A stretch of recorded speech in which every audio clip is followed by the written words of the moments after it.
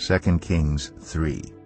Joram son of Ahab became king of Israel in Samaria in the 18th year of Jehoshaphat king of Judah.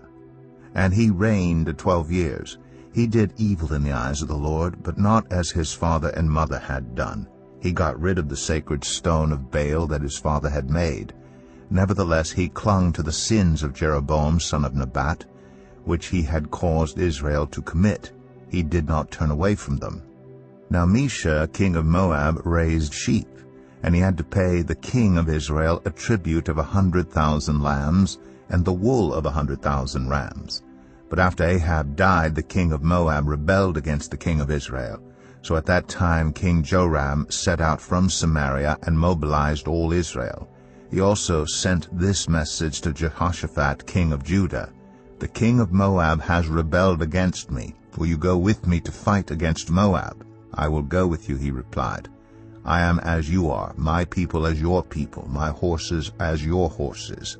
"By what route shall we attack?" he asked. "Through the desert of Edom," he answered.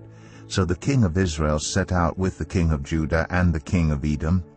After a roundabout march of 7 days, the army had no more water for themselves or for the animals with them. "What?" exclaimed the king of Israel. "Has the Lord called us 3 kings together only to deliver us into the hands of Moab?" But Jehoshaphat asked, "Is there no prophet of the Lord here through whom we may inquire of the Lord?" An officer of the king of Israel answered, "Elisha, son of Shaphat, is here. He used to pour water on the hands of Elijah." Jehoshaphat said, "The word of the Lord is with him." So the king of Israel and Jehoshaphat and the king of Edom went down to him. Elisha said to the king of Israel, "Why do you want to involve me? Go to the prophets of your father and the prophets of your mother."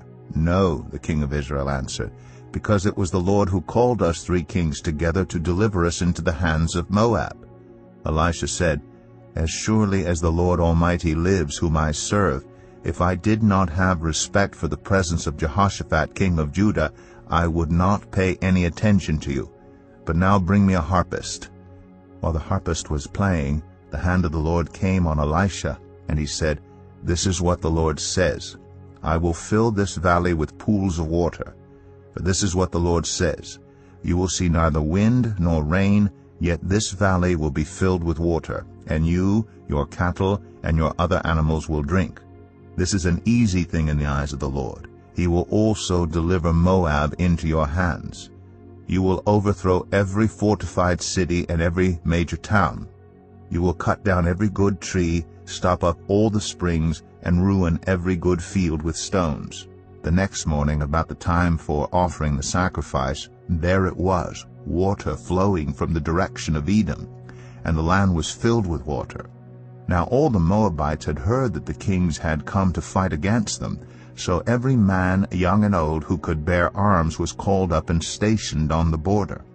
When they got up early in the morning, the sun was shining on the water.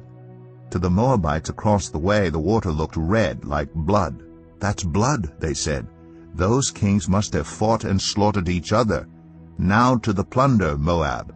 But when the Moabites came to the camp of Israel, the Israelites rose up and fought them until they fled, and the Israelites invaded the land and slaughtered the Moabites. They destroyed the towns, and each man threw a stone on every good field until it was covered. They stopped up all the springs and cut down every good tree.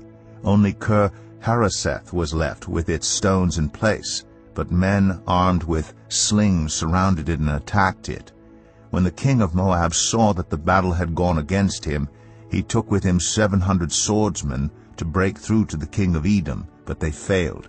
Then he took his firstborn son, who was to succeed him as king, and offered him as a sacrifice on the city wall. The fury against Israel was great. They withdrew and returned to their own land.